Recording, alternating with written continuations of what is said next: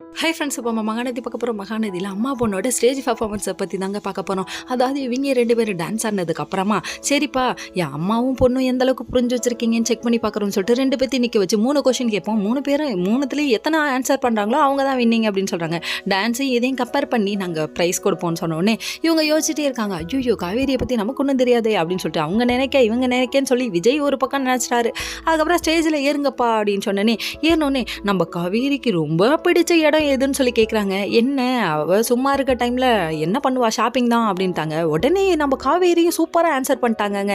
அதுக்கப்புறமா காவேரிக்கு பிடிச்ச ஹீரோ யாருன்னு சொல்ல காவேரிக்கு மட்டுமா வீக்கா ஃபேன்ஸுக்கு பிடிச்ச எல்லா ஹீரோவும் நம்ம விஜய் தான் சொல்லிட்டாங்க. விஜய்ங்க பேருக்கே ஒரு பவர் இருக்குப்பா அப்படின்னு சொல்கிறாங்க.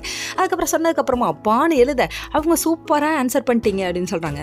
இப்படி காவேரிக்கு பிடிச்சதா ஒவ்வொன்றா கேட்க இவங்க ஆன்சர் பண்ண டப்பு டப்புன்னு வேலையை முடிச்சு விட்டாங்க போங்க அப்படிங்கிற மாதிரி ஆயிடுச்சு. எப்படிப்பா எல்லாத்தையும் தெரிஞ்சுக்கிட்டீங்க அப்படின்னு சொல்லி கேட்க கிஃப்ட்டும் கொடுக்குறாங்க.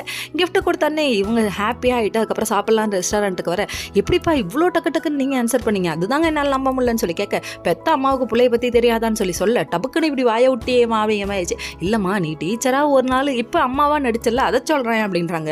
ஆக மொத்தத்தில் மாற்றி பேசுகிறீங்கம்மா அப்படிங்கிற மாதிரி ஆயிடுச்சு. நம்ம காவேரிக்கு அடிபட்டு கோமா ஸ்டேஜுக்கு போனதுக்கப்புறமா இப்போ தான் நினைவு திரும்பி இருக்கு. ஏன் சொல்கிறேன்னா விஜய் கிட்ட இப்போ தான் ஒழுங்காக பேசுகிறாங்க. சண்டை இல்லாமல் பேசுகிறதே அபூர்வம். அது மட்டும் இல்லைங்க, நர்மதாங்கிற கேரக்டர் மறுபடியும் என்ட்ரி கொடுக்குறாங்க. சித்தி வர போகிறாங்க அப்படின்னு ஹாப்பியாக இவங்க சொல்கிறாங்க. Okay friends, next